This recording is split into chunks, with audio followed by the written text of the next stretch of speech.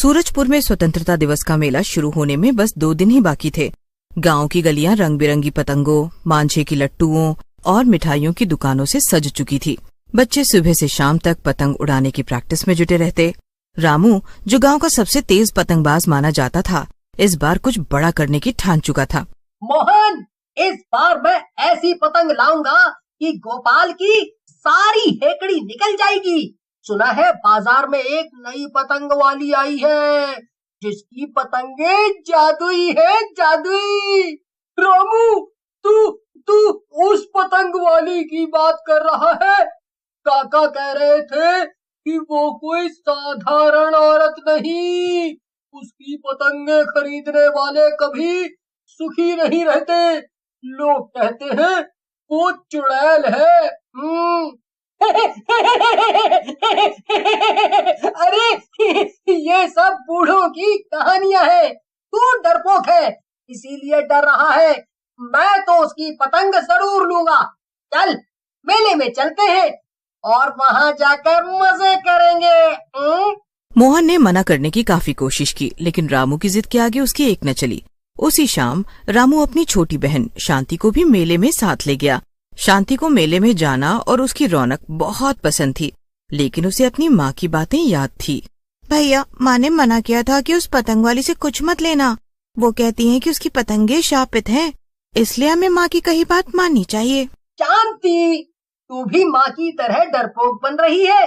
वो सब पुरानी कहानियां हैं। मैं बस एक पतंग लूंगा और इस बार गोपाल को हरा कर दिखाऊंगा।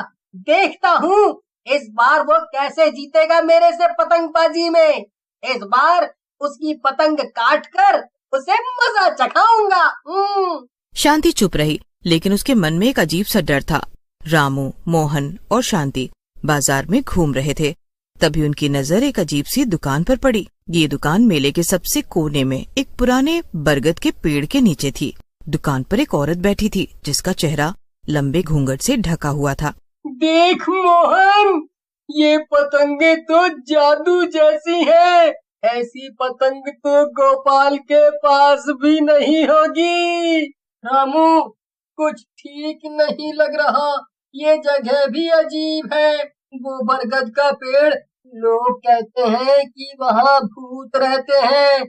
और ये औरत कहीं वो चुड़ैल तो नहीं है? भैया चलो ना वापस, मुझे डर लग रहा है। हम कहीं और से पतंग ले लेंगे, यहाँ से चलते हैं। अरे, तुम दोनों डरपोक हो। रुको, मैं बात करता हूँ। रामू दुकान के पास गया। जैसे ही वो वहाँ पहुँचा, हवा में एक अजीब सी सनसनाहट हुई। पतंग वाली औरत ने उसकी ओर देखा।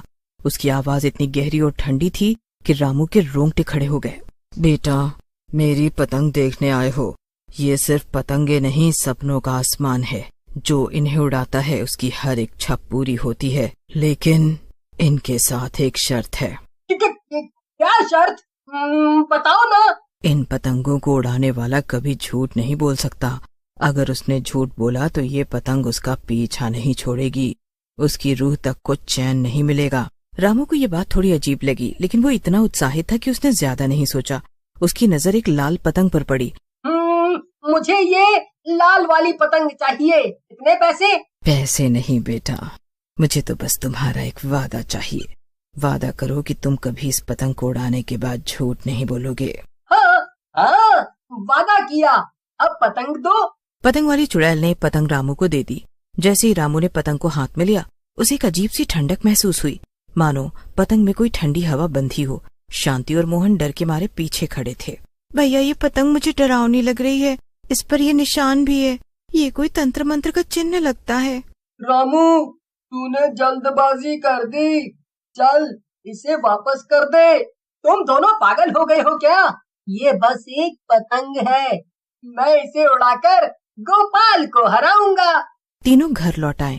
घर पहुंचते ही रामू ने अपनी माँ को, रामू, ये पतंग कहाँ से लाया? इसका रंग, ये निशान, कुछ ठीक नहीं लग रहा। माँ, आप भी ना हर चीज में चुड़ैल ढूंढ लेती हैं। ये बस एक पतंग है। रामू, अपनी माँ की बात मान। काका कह रहे थे उस पतंग वाली के बारे में कुछ अच्छा नहीं है। लोग कहते हैं कि उसकी पतंगे खरीदने वालों का बुरा हाल होता है। रामू की जिद देखकर माँ और बाबूजी चुप हो गए, लेकिन उनके मन में एक गहरा डर था। अगले दिन स्वतंत्रता दिवस था। सुबह सुबह गांव का आसमान पतंगों से रंगीन हो गया। रामू ने अपनी लाल पतंग को मांझे में बांधा और छत पर चढ़ गया। जैसे ही उसने पतंग को हवा में उड़ाया, सबकी नजरें उस पर टिक गई। रामू ने एक के बाद एक पतंग काट डाली। गोपाल, जो रामू का सबसे बड़ा प्रतिद्वंदी था, उसकी पतंग भी रामू ने काट दी। गांव वाले रामू की तारीफ करने लगे। उस दिन रामू सूरजपुर का हीरो बन गया, लेकिन उसकी जीत की खुशी ज्यादा देर तक नहीं टिकी। उस रात जब रामू सोने गया तो उसे अजीब अजीब सपने आने लगे। सपनों में वो पतंग वाली औरत उसे बुला रही थी। उसका घूंघट हट गया था और उसका चेहरा इतना डरावना था कि रामू की तो चीख ही निकल गई। रामू, वादा याद रख, झूठ मत बोलना, वरना मेरी पतंग तुझे ले जाएगी। रामू की नींद टूट गई। वो पसीने से तरबतर था। उसने कमरे में देखा और उसका दिल जोर जोर से धड़कने लगा। अगले दिन गांव में एक छोटी सी घटना हुई। राधा चाची का बछड़ा खो गया था। राधा चाची ने पूरे गांव में पूछताछ शुरू कर दी। जब वो रामू के पास आई तो उसने पूछा, रामू, तूने मेरा बछड़ा कहीं देखा? सुबह से गायब है। रामू ने उस दिन सुबह बछड़े को जंगल की ओर जाते हुए देखा था, लेकिन उसे डर था कि अगर उसने सच बताया तो राधा चाची उसे दोष देंगी कि उसने बछड़े को भटकने क्यों दिया। इसलिए उसने झूठ बोल दिया। राधा चाची निराश होकर चली गईं। उस रात रामू को फिर से वही डरावना सपना आया। इस बार पतंग वाली औरत गुस्से में थी। उसका चेहरा और भी डरावना था और उसकी आंखों से खून टपक रहा था। रामू, तूने वादा तोड़ा। अब मेरी पतंग तेरा पीछा नहीं छोड़ेगी। तूने झूठ बोला और अब तुझे इसकी सजा भी मिलेगी। रामू की नींद टूट गई। उसने देखा कि उसकी लाल पतंग अब हवा में तैर रही थी, बिना किसी मांझे के। रामू चीख पड़ा। उसकी आवाज सुनकर शांति और माँ दौड़ कर आए। भैया, ये क्या हो रहा है? ये पतंग कैसे उड़ रही है? रामू, मैंने तुझे मना किया था ना, ये उस चुड़ैल की पतंग है। रामू ने डरते हुए सारी बात अपनी माँ को बताई। पतंग वाली औरत, उसका वादा और उसका झूठ। माँ ने उसे तुरंत पंडित जी के पास ले जाने का फैसला किया। पंडित जी ने रामू की बात सुनी और गंभीर हो गए। रामू, तुमने उस पतंग वाली का वादा तोड़ा। वो कोई साधारण औरत नहीं है। काका कहते थे कि वो सैकड़ों साल पुरानी आत्मा है जो उन लोगों को सजा देती है जो अपने वादे तोड़ते हैं। उसकी पतंगे जादुई हैं और अगर तूने फिर से झूठ बोला तो ये पतंग तुझे और तेरे परिवार को नुकसान पहुंचा सकती है।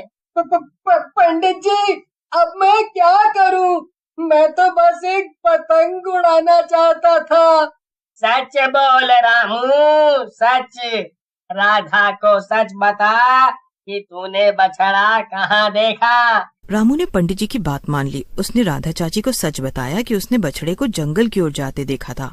राधा चाची ने कुछ गुस्सा दिखाया, लेकिन फिर जंगल में जाकर अपना बछड़ा ढूंढ लिया।